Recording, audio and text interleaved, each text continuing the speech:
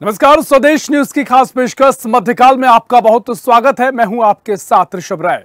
पिछले साल दिसंबर में सीएम यादव ने पुलिस को निर्देश दिए थे कि मध्य प्रदेश में अवैध रूप से गायों की तस्करी की गतिविधियों को रोका जाना चाहिए और साथ ही इसके बाद पुलिस ने राज्य में इन अभियानों को तेज कर दिया था। मध्य प्रदेश में अवैध रूप से गायों की तस्करी करने वाले हर 4 में से कम एक व्यक्ति को गिरफ्तार किया गया है। जो भी गाय की तस्करी में शामिल रहे हैं, जिन 4 अगर लोग करते हैं उदाहरण के तौर पर, उसमें से एक व्यक्ति को गिरफ्तार किया गया है। कार्रवाई को दर्शाता है। पुलिस मुख्यालय के अनुसार 6 महीनों के अंदर अवैध गाय परिवहन के कुल 575 मामले दर्ज किए गए और साथ ही इनमें 1121 लोगों को गिरफ्तार भी किया गया। इसके अलावा इन अभियानों के दौरान 7524 गायों को बचाया गया है। पुलिस ने 342 वाहन भी जब्त किए हैं और ये बात राज्य के पुलिस रिकॉर्ड के पिछले 6 महीनों के आंकड़ों से सामने आई है। इसके अलावा इसी अवधि के दौरान अवैध रूप से ले जाई जा रही हर घंटे 2 गायों को बचाया गया है। यानी जो गायों को अवैध तस्करी की जा रही थी उस पर भी आंकड़े जो आए हैं उस पर भी रोक लगती नजर आई है। ये पुलिस मुख्यालय के आधिकारिक आंकड़े के अनुसार है। वैसे भी मध्य प्रदेश सरकार साल 2024 को गौवंश रक्षा वर्ष के रूप में मना रही है और गौवंश को लेकर के कई बड़े फैसले राज्य सरकार कर रही है। उसी के तहत ये नया कानून भी लाया गया है जिसे गौवंश संवर्धन और संरक्षण कानून नाम दिया गया है। अब ये कानून क्या है वो आपको बताते हैं। दरअसल इस कानून के तहत बताया गया है कि अब से गौ तस्करों के खिलाफ कड़ी कार्रवाई की जाएगी। राज्य में गौ हत्या, गौ तस्करों से जुड़े मामलों में हाल ही में अपेक्षाकृत तेजी आई है और इसका कारण ऐसी गतिविधियों में वास्तविक वृद्धि नहीं बल्कि इस उद्देश्य के लिए चलाए गए अभियान है।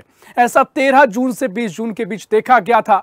14 जून को मंडला पुलिस ने भैंसवाही गांव में छापे मारा और गांव के 11 लोगों को अवैध गौ हत्या में लिप्त पाया गया। यहां 11 अलग अलग एफआईआर दर्ज की गई और उसी दिन रतलाम में भी एक मंदिर के परिसर में गौवंश के शरीर के अंग पाए जाने के बाद कानून व्यवस्था की स्थिति पैदा हो गई। उसके अगले सप्ताह 19 जून से 21 जून की बात करें तो इस सिवनी में 62 गायों के शव पाए गए थे, जिनमें से कुछ का वध किया गया था, ऐसा प्रतीत हो रहा था। इसके बाद सीएम ने सिवनी एसपी और सिवनी कलेक्टर को हटा दिया था। इधर मोहन सरकार ने मध्य प्रदेश गोहत्या निषेध अधिनियम 2004 में संशोधन कर जिलाधिकारियों को गोहत्या के लिए गायों को लाने ले जाने में शामिल वाहनों को जब्त करने का अधिकार देने के लिए एक विधेयक को भी मंजूरी दी और गौ तस्करों के खिलाफ अपनी मंशा जाहिर कर दी। इस अधिनियम के तहत मध्य प्रदेश में गौ मांस और गायों को अवैध तरीके से लाने ले जाने पर प्रतिबंध है। इतना तो तय है कि हिंदुओं की मान्यता का बड़ा प्रतीक गौवंश को लेकर जिस प्रकार सरकार की सख्ती काम कर रही है उससे तस्करों में तो खौफ बना हुआ है, लेकिन सड़कों पर जिस प्रकार गौवंश की दुर्घटनाएं में मौत हो रही है उस पर भी सरकार को ध्यान देने की जरूरत है। इस पर सवाल रहेंगे, इसी पर हम चर्चा भी करेंगे। पहले कुछ प्रतिक्रिया है वो आपको सुना देते हैं। डॉक्टर मोहन यादव जी ने समय समय पर सभी अधिकारियों को, सभी डिपार्टमेंट्स को दिशा निर्देश दिए हैं और बहुत सख्ती से पेश आने के दिशा निर्देश दिए गए हैं और उसी के चलते अधिकारी वर्ग भी अब इसमें बहुत सक्रिय हो चुका है और बहुत सटीक तरीके से यहाँ पे कार्रवाई हो रही है, सख्ती के साथ कार्रवाई हो रही है। और हमने देखा होगा जिस तरह आज आंकड़े बयां कर रहे हैं कि अगर सरकार के पहल पे जो काम हुआ है गौ रक्षा का, गौ संरक्षण का, वो आज पूरे देश में बहुत ही ज्यादा समर्थन के काबिल। देखिए, कांग्रेस के आरोप उतने ही निराधार और झूठे हैं जितने की कांग्रेस पार्टी और निराधार झूठी है। सनातन को डेंगू मलेरिया बताने वाले कांग्रेस इस दिशा में कभी भी सही तत्व नहीं रखेंगे। वो सिर्फ और सिर्फ जनता को भ्रमित करने की कोशिश करेंगे। लेकिन मैं बता दूं कांग्रेस के हर उस नेता को कि मध्य प्रदेश की जनता अब आपके बहकावे में, भड़कावे में नहीं आएगी। जनता ने बाहर का रास्ता अगर दिखाया तो वो कांग्रेस को इसी भ्रष्टाचार, इसी तुष्टीकरण और इसी परिवारवाद की राजनीति का कारण दिखाया है। देखिए, गौ संरक्षण की बात करते हैं तो गाय रोड पे क्यों है? संरक्षित होती, उनका स्थान होता, मुकाम होती, गौशालाएं बंद। अभी गौ तस्करी की बात करें, रूटीन मामला है, गौ तस्कर पकड़ते हैं। लेकिन आज आप देखेंगे कि भारत देश गौ मांस के निर्यात में कहां से कहां पहुंच गया। ये कहां से आ रहा है? ये सब अलग अलग राज्यों से जो जाता है उसी से तो हो रहा है। तो ये सरकार आंकड़े कुछ और देती है और हकीकत कुछ और है। एक तरफ ये आंकड़े दे रहे हैं कि हमने इतने तस्करों को रोका, दूसरी तरफ भारत सरकार का आंकड़ा आता है और वो बताता है कि पूरे विश्व में भारत का नंबर बीफ के निर्यात में कहां से कहां पहुंच गया। तो ये दो वही बातें हो गई। अपनी पीठ तक थपाना बंद करें, गायों की रक्षा करें, जो रोड पे दर दर भटक रही है और जो जगह जगह कट रही है उसकी रोकथाम करें। नहीं तो आप गाय के नाम तो वोट तो ले लेते हैं लेकिन इसकी रक्षा के नाम में हमेशा जीरो नजर आता है। तो सरकार इस वर्ष को गौवंश रक्षा के रूप में भी मना रही है और इसी पर हम चर्चा भी करेंगे। मेहमान हमारे साथ जुड़ गए, उनका तारुफ आपसे करवा देते हैं। भारतीय जनता पार्टी से प्रवक्ता प्रियंका दुबे जुड़ गई हैं। प्रियंका जी, बहुत स्वागत है आपका स्वदेश न्यूज में। साथ ही कांग्रेस से स्पर्श चौधरी हमारे साथ जुड़ रही हैं। स्पर्श जी, बहुत स्वागत है आपका स्वदेश न्यूज में। चर्चा की शुरुआत करेंगे। प्रियंका जी, पहले आपके पास आऊंगा और जिस तरीके से मोहन सरकार ने तमाम फैसले लिए हैं गायों को संवर्धन के लिए, उनके संरक्षण के लिए जो कानून बनाया गया उस पर भी हम चर्चा करेंगे। लेकिन सवाल यह है कि सरकार ने जो प्रयास किए हैं, कानून के जरिए जो काम किए गए हैं, उससे मैं जहां तक मुझे जो तस्वीर दिखाई देती है, ऐसा लगता है कि जो तस्करण में खौफ की स्थिति पैदा जरूर हुई है, लेकिन दूसरी तस्वीर नजर आती है कि आप सड़कों पर निकल जाइए, बड़े बड़े नेशनल हाईवे पर निकल जाइए, वहां पर गौवंश नजर आता है, कई बार हादसों का शिकार हो जाता है, लोग उनकी वजह से हादसों का शिकार हो जाते हैं। तो सवाल आपसे यह है कि इन पर कब काम किया जाएगा, कितना काम किया गया है और सरकार जो फैसले ले रही है उसको लेकर सरकार की क्या तैयारी नजर आती है? नमस्कार, पैनल में जुड़े सभी लोगों को मेरा प्रणाम। भारतीय जनता पार्टी गो, गंगा, गायत्री, गीता इनको लेकर के सदैव वचनबद्ध रही है और अपने कार्य जो भी उन्होंने किए हैं सदैव इनको संरक्षित करने के लिए अपने कदम उठाती रही है और उसके हमेशा सकारात्मक पक्ष जो है वो हमेशा समाज के दृष्टिगत होता पाया गया है। और इसी का एक सबसे बड़ा उदाहरण कि मध्य प्रदेश देश का तीसरा दुग्ध उत्पादन करने वाला राज्य बन पाया, जिसके कारण किसानों ने भी देशी गाय को पालन पोषण करना शुरू किया और व्यवसाय के तौर पे भी दुग्ध उत्पादन और उसको उपयोग में लाना शुरू किया गया। ये बात अभी आपने खुद ने अपने पैकेज में कही कि काफी जो है गौमाता को संरक्षित किया गया। गोवंश तस्करी को किसी भी तरह से प्रतिबंधित करने के लिए सरकार पूरी तरह से कार्य कर रही है। इसमें अगर हम बात करें, देश में गोवध को पूर्ण रूप से प्रतिबंधित करने के लिए अलग अलग कायदे बनाए गए। गौमाता को संरक्षित करने का एक गो कैबिनेट बनाया गया, जिसके माध्यम से हम लोग अलग अलग स्तर पर कार्य कर रहे हैं। ये बात चिंतनीय है ऋषभ भाई, मैं बिल्कुल भी इसको दुराभाव नहीं कहूंगी कि गोपालन करना जितना जरूरी है कि दूध की आवश्यकता सभी को है, परंतु ये भी बड़ा दुख है कि गोमाता को विचरण के नाम से जब छोड़ा जाता है तो कहीं ना कहीं उपेक्षापूर्ण व्यवहार के कारण जब गोपालक चिंता नहीं करते हैं तो निश्चित तौर पे गौमाता कहाँ है कहाँ नहीं है, कई बार खेत से वापस नहीं आती। विचरण करना आवश्यक है, वो उनका स्वभाव है, इसलिए उनको छोड़ना खेत में जाने के लिए निश्चित तौर पे आवश्यक हो जाता है, परंतु वो विहार करते हुए कहाँ चली जाती है इसकी चिंता भी गोपालकों को करनी चाहिए। इसके लिए भी उनको प्रतिबंधित किया जा रहा है। तो जो आप बात कर रहे हैं सड़कों के, तो जो निराश्रित गाय हैं, जैसे हम बात करते हैं अलग श्रेणी में गाय आती है, कुछ बुजुर्ग गाय हैं, कुछ निराश्रित गाय हैं, कुछ उपेक्षापूर्ण छोड़ी हुई गाय हैं, या हम कह सकते हैं कुछ गोपालकों के जो कह सकते हैं कि एक थोड़ा सा ढिलाई के कारण जो भटक जाती है, कुछ उस श्रेणी में आती है। तो जो सड़कों पे पाई जाती है, तो निराश्रित गायों के लिए, बुजुर्ग गायों के लिए तो गौशालाओं और गोठानों की व्यवस्था सरकार ने की गई है। कई जगह पे गोठानों को अगर पंचायत स्तर पर भी बनाया गया है, जनपद पंचायत और सचिव वगैरह भी इनकी चिंता करते हैं, परंतु जो गाय गोपालकों की उपेक्षा के कारण जो एक्सीडेंट का भी शिकार हो जाती है, घायल हो जाती है और सड़कों पे नजर आती है, उनके ऊपर भी अब सख्ती के साथ पेश आया जा रहा है और निश्चित तौर पे हम इस परेशानी से भी बहुत जल्दी मुक्ति पा लेंगे। निश्चित तौर पर देखिए सरकार प्रयासरत है, लेकिन मुझे जो समझ आता है वो आपने कहा कि सरकार तो तमाम तरीके से प्रयास करती है, लेकिन जो समाज है, जो समाज गौपालक है, उनको भी इसमें पूरा योगदान देना पड़ेगा, तभी चीजें संभव हो पाएंगी। चर्चा को हम आगे बढ़ाएंगे। इस पर जी मैं आपके पास आ रहा हूं। देखिए तमाम तरीके से सरकार प्रयास कर रही है, जो आंकड़े निकलकर सामने आए हैं उसमें भी सरकार ने जो कार्रवाइयां की है उससे जो तस्करण के अंदर खौफ की स्थिति तो पैदा हुई है, क्योंकि आंकड़े भी लगातार सामने आ रहे हैं कि कार्रवाइयां की गई है। 4 अगर गाय मान लीजिए चोरी होती है, उस 4 में से 1 को गिरफ्तार भी किया गया जिसने तस्कर है, और तमाम तरीके से और भी कार्रवाइयां देखने को मिली, जिसको हमने पूरे एक आंकड़ा पेश किया है। हालांकि पुलिस के पूरे आंकड़े हैं, क्या कुछ आप कहेंगे, कांग्रेस की प्रतिक्रिया है? तो मैं कहूंगी कि 33 करोड़ देवताओं का वास होता है और राजनीति से परे है, ये हमारी आस्था का सवाल है। लेकिन गौ कैबिनेट बनने और उसके बाद उदाहरण बताती हूँ, आगर मालवा में आई थिंक एशिया का सबसे बड़ा गौ अभ्यारण्य बना है ना, उसमें पहली बैठक होती है जो कैबिनेट की, और उसके बाद उसको निजी हाथों में सौंप दिया जाता है। तो आगर मालवा के लोग लगातार, आप भी जानते होंगे, इसके खिलाफ आंदोलन कर रहे हैं और इसमें सभी लोग हैं, हिंदू संगठन भी हैं, पत्रकार भी। ये तो एक उदाहरण है, और बाकी सारे बातों पे हमने भी चर्चा की कि पूरे जगह, सारे प्रदेश में आप जहां जाइए सड़कों पर, हाईवे में ये कारण बन रहे हैं। और भोपाल, राजधानी भोपाल में जो राज्य पशु चिकित्सालय है उसका उदाहरण भी ले लेते हैं। वहां माननीय जो पशुपालन मंत्री है वो कह रहे हैं कि नगर निगम की गलती है। तो ये जो ब्लेम गेम है इसके कारण, या कचरा जो पड़ा हुआ इसके कारण, इन सारी चीजों में अल्टीमेटली हमारा जो गौवंश है जिसके लिए भारत जाना जाता है और जिसके लिए हमारा मध्य प्रदेश जो कृषि प्रधान है वो जाना जाता है, ये किसकी लापरवाही है, किसकी जवाबदेही है? इसके अलावा मेरा सवाल है, गौ तस्करी की जो समस्या है उस समस्या को आप सभी दिशाओं से कितना सोच रहे हैं? उदाहरण के तौर पे हमारा जो देश है इसके साथ बैठकर जो सीमावर्ती जो राज्य है जुड़े हुए, इनके साथ जनवरी 2024 में एक डिसाइड हुआ कि एक समिति बनाई जाएगी। क्या हुआ उस समिति का?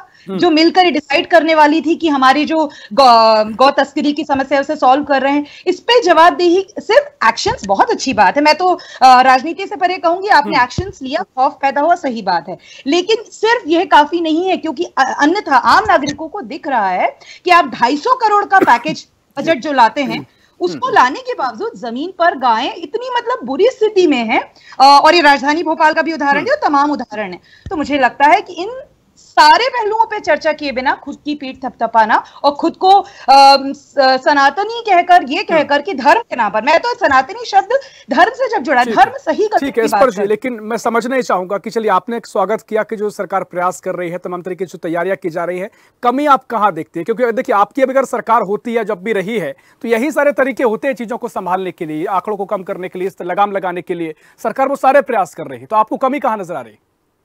मैंने अभी आपको जो कहा वही कहा कि आप पूरी समस्या को नहीं देख रहे। उदाहरण के तौर पे कमलनाथ जी ने जो 1000 गौशालाएं बनाने का और हाईटेक गौशालाओं का जो रखा था प्रपोजल, उसकी तारीफ माननीय केंद्रीय मंत्री जी ने की थी। यानी इनिशिएटिव जो था उसको इंप्लीमेंट करने आपने दिया नहीं, षड्यंत्र करके आपने सरकार गिराई। मेरा सवाल ये है कि अगर आप अपनी हर एक्शन पे, क्योंकि वही सी चीज कांग्रेस सरकार के समय पे भी हुई थी, एक संशोधन लाया गया, उस पर काम किया गया, लेकिन मेरा सवाल है आपकी सरकार तो 20 साल से चली आ रही है, कृषि प्रधान मध्य प्रदेश हमेशा से है, तो फिर मामा जी के काल में क्यों सड़कें आईसीयू के अंदर गायें मिल रही हैं, सड़कों पे मिल रही हैं? तो सवाल यह है कि श्रद्धा और जमीन पर क्रियान्वयन के बीच आपका समन्वय नहीं दिखाई दे रहा है। कृपया सिर्फ शब्दों में ना रहे, जमीन पे दे। और हाँ, police is a part of it, only a part of it। ठीक है प्रियंका जी, वो कहते हैं कि कांग्रेस का तमाम, इससे पहले ही बयानबाजी देखते हैं कि आप गाय के नाम पर काफी राजनीति करते हैं, गाय के नाम पर वोट मांगते हैं, लेकिन गायों को उतना नहीं किया गया, और सबसे बड़ा आरोप लगता है कि 20 साल से आपकी सरकार है, उसके बावजूद भी आज सड़कों पर गाय दिखती है।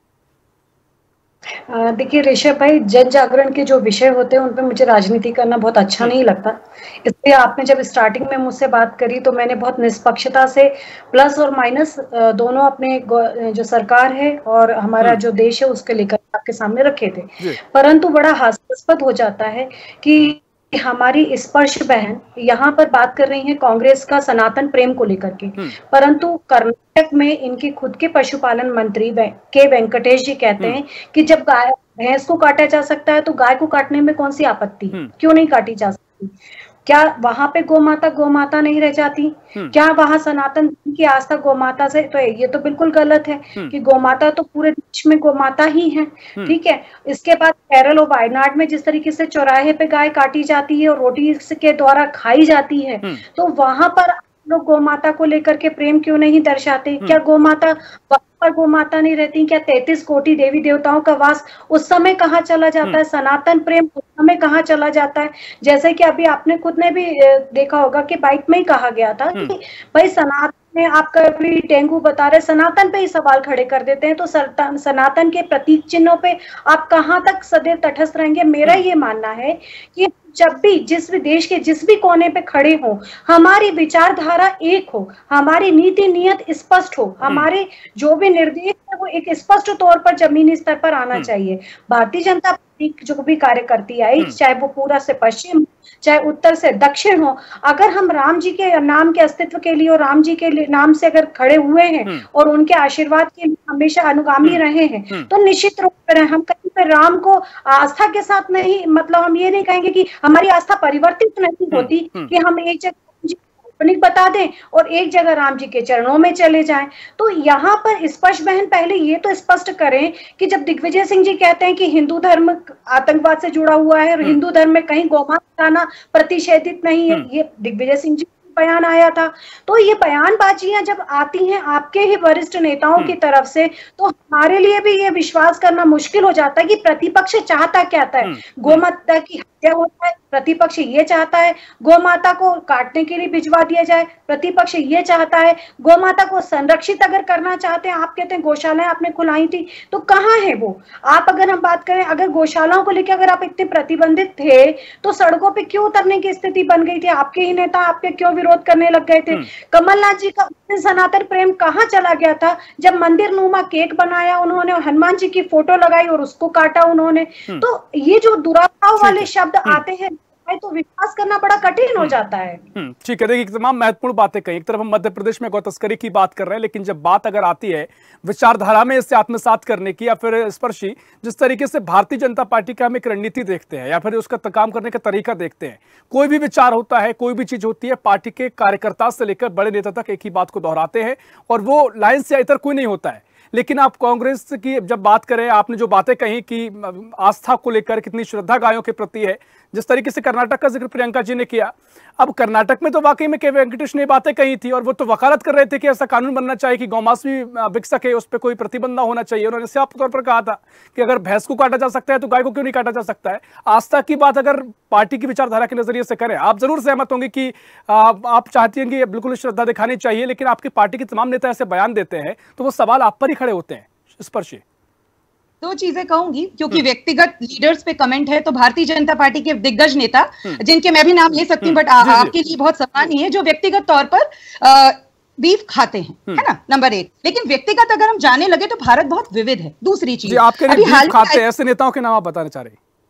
एक मिनट, मेरा कहने का मतलब है, मैं यहाँ पे नाम ले सकती हूँ। दूसरी चीज, अब अभी जो नागालैंड, आई थिंक नागालैंड उत्तर पूर्वी भारत में ये हुआ कि आपकी जो पॉलिसी है उसको मानने से मना कर दिया, क्योंकि हमारा भारत बहुत विविध है। वहां पर इसको एक्सेप्ट किया जाता है, तो वहां आपका जो भारतीय जनता पार्टी है वो उसका विरोध नहीं कर सकी। ये तो दो बात। तीसरी चीज, एक सेकंड, तीसरी चीज ये कि मैं जो कहना चाहती हूँ, आपका जो भगवान राम के प्रति प्रेम था उसको जनता ने जिस किस्म से आपका जो ढकोसला था उसको कॉल आउट किया, ऐसे ही तमाम ढकोसले, मैं बार बार एक ही बात कहती हूँ कि आप ढकोसले को जमीन पर, यानी अगर आपके राज में, आप सबसे बड़े सनातनी कहते हैं खुद को, तो कृपया अपने राज में सड़कों पर जो गौ माता के साथ हो रहा है या गौशालाओं के बाहर, अरे कुछ नहीं तो राजधानी भोपाल के राजकीय पशु चिकित्सालय के बाहर आपके मंत्री जी भी एक्सेप्ट कर रहे हैं, कृपया उनकी मरी हुई गाय पड़ी हुई है और वो वहीं पर जिंदा गाय, इन स्थितियों को अवॉइड करें। मैं फिर से कहूंगी, आपकी सरकार है, हम तो इसी पे चर्चा कर रहे हैं ना, हम तो इन्हीं मुद्दों पे चर्चा कर रहे हैं। लेकिन अगर बात निकल कर आई है आस्था को लेकर, पार्टी के दरमियान जो बैनर तले आस्था की प्रकट की जाती है, आपने सवाल किया था बीजेपी की आस्था तो दिखती है, चलो ठीक है, आप उनके सारे नेता एक बयान देते हैं, लेकिन जो कांग्रेस पर सवाल मैंने किया उसका मैं थोड़ा स्पष्टीकरण चाहूंगा, क्योंकि जनता इस बात को अच्छे से समझती है। तमाम नेता जब बयानबाजी करते हैं तो कई नेता ऐसे सनातन के खिलाफ भी नजर आते हैं, सनातन से इतर बात करते हैं गायों को लेकर, तो जो बयान दिए गए हैं उसका कैसे बचाव कांग्रेस करेगी? वो प्रोपेगेंडा आप जो चलाया जाता है, क्योंकि हम लोग हमारे बहुत क्लियर है कि आई थिंक कमलनाथ जी ने भी कहा और हम सभी जानते हैं कि गाय या अदरवाइज, क्योंकि गौ को हमारे धर्म में, हिंदू धर्म में बहुत महत्व दिया जाता है, मां माना जाता है, तो हम उस पे कोई दो इस बात को हम थोड़ा और विस्तार इसमें देना चाहूंगा, क्योंकि यही मैं आपसे कहना चाह रहा हूं, क्योंकि आपका मत ये हो सकता है लेकिन आपकी पार्टी के तमाम नेताओं का ये मत नहीं होता है ना, जो के वेंकटेश का नाम लिया या फिर दक्षिण राज्यों के और भी आपके बड़े नेता ऐसे हैं जो इस तरह की बयानबाजी दे चुके हैं। तो फिर ये मैं भी कह सकती हूँ कि हिंदू मुस्लिम का जो सांप्रदायिक है धर्म के नाम पर, वो भारतीय जनता पार्टी के लोग एक सी टोन में गाते हैं पूरे देश में। तो इसीलिए, क्योंकि भारतीय जनता पार्टी का जो प्रोपेगेंडा है, जो एजेंडा है, वो धर्म के नाम पर, सांप्रदायिकता के नाम पर, धार्मिक सिंबल्स के नाम पर एक पिक्चर क्रिएट करना, एक प्रोपेगेंडा क्रिएट करना है, तो इसीलिए वो एक सुर में गाते हैं। और हम जो मानते हैं, हमें उसको हर बार गाने की राजनीति से जोड़ने की आवश्यकता। कांग्रेस से कहती है लोकतांत्रिक तरीका है, विचार रख सकते हैं। जी ठीक है प्रियंका जी, कोई करेक्शन, समय भी कम है। वो कह रहे हैं कि लोकतांत्रिक सोच है कांग्रेस के भीतर, कोई विचारों पर पाबंदी नहीं होती है। उन्होंने जो कहा, तमाम तरीके के नेताओं के अपने अलग अलग मत होते हैं, लेकिन जो भारतीय जनता पार्टी का एक मत है, प्रोपेगेंडा सेट करते हैं और एक ही मत सभी दोहराते हैं। देखिए, अगर ये बात बिल्कुल सत्य है, जिस तरीके से ये कहते हैं कि इनका आंतरिक लोकतंत्र है, तो प्रमोद कृष्णन जी को जिस प्रकार से इन्होंने निष्कासित किया, वो भी राष्ट्रीय प्रवक्ता थे। हमारी आज बहन जो बैठी हैं, स्पर्श बहन, तो वो भी प्रवक्ता के तौर पर हमारे साथ में बैठी हुई है, पार्टी का पक्ष रख रही हैं। तो इनका ओपिनियन गौ माता को लेकर के जो आया वो बहुत मतलब मेरे लिए तो वंदनीय ही है, परंतु मेरा खुद का ये व्यक्तिगत मानना है कि जो गांधी जी, महात्मा गांधी जी के आचरण को लेकर के तो गोमाता की हत्या को प्रतिषेध करने के लिए, प्रतिबंधित करने के लिए महात्मा गांधी जी भी उसमें सहमत थे कि गो हत्या प्रतिबंधित होनी चाहिए। परंतु आज इतने सालों तक गौ माता के लिए अगर हम करें कठोर कदम देश के अंदर उठाए जा सकते थे, और चूंकि बहुत लंबा समय सत्तारूढ़ पार्टी के तौर पे कांग्रेस पार्टी रही, तो इसके लिए एक स्पष्ट और एक कह सकते कि रिजिड कोई भी कानूनी व्यवस्था की जा सकती थी, जिसके माध्यम से माता को और भी पहले संरक्षित किया जा सकता था। भारतीय जनता पार्टी की सरकार निश्चित तौर पे प्रतिबद्धित है और आज कार्य कर रही है, परंतु इनकी कथनी करने का जो भेद है, मैं अभी फिर कहूंगी कि मुझे समझ नहीं आता है कि इनके राष्ट्रीय स्तर के नेता कुछ और कहते हैं, प्रदेश में आते तक विचारधारा परिवर्तित हो जाती है और जनता भी इससे गुमराह होती है, और निश्चित है जनता भी इनकी कथनी करने के भेद को समझ चुकी है, इसलिए नकार देती। परंतु हम लोग जो प्रयास कर रहे हैं, अगर वो नाकाफी है तो उनमें और सुधार किया जाएगा। और मुझे लगता है कि अभी तक की सरकारें रही उसमें कितना कुछ हुआ जनता बेहतर समझती है, और गाय की समस्या का भी प्रैक्टिकल है, तो मुझे लगता है सभी लोग इससे कहीं ना कहीं कनेक्शन रखते हैं। और वाकई में एक जो दरख्वास्त रहेगी सरकार से कि वाकई में जो गाय गौवंश सड़कों पर है उस पर जरूर काम होना चाहिए, जल्दी काम होना चाहिए, क्योंकि बहुत सारे हादसे ऐसे होते हैं, लोगों की जान जाती है, गौवंश की भी जान जाती है। इस पर और भी चर्चा हो सकती है, आपके अपने अपने तर्क हैं, लेकिन समय इतना ही है। प्रियंका जी, बहुत शुक्रिया करना चाहूंगा आपका इस पर। जी, बहुत शुक्रिया आपको चर्चा में शामिल होने के लिए। तो मध्य प्रदेश सरकार गौवंश तस्करी को रोकने के लिए लगातार प्रयासरत है। इसको लेकर तमाम कानून मौके मौके पर बनाए जाते रहे हैं, लेकिन अब मोहन सरकार तमाम तरीके से और भी सख्त अंदाज में दिखाई दे रही है, और भी अगर ऐसे मामले सामने आते हैं तो उन पर सख्त कार्रवाई करने की पूरी योजना सरकार की बन चुकी है, और इसको लेकर कानून भी बनाया गया है। लेकिन कांग्रेस के अपने तर्क हैं कि आस्था बीजेपी प्रकट जरूर करती है, चुनाव के लिए करती है, लेकिन जमीन पर वो स्थिति नजर नहीं आती है। फिलहाल के लिए मध्यकाल में इतना ही। देश प्रदेश की और भी खबरों के लिए देखते रहिए स्वदेश न्यूज, सबसे पहले देश। ऐसी ही खबरों के लिए हमें लाइक करें, शेयर करें, फॉलो करें और YouTube पर सब्सक्राइब करें और बेल आइकन दबाना ना भूलें। साथ ही ताजा अपडेट्स के लिए हमारी वेबसाइट swadesh live.com पर जरूर जाएं।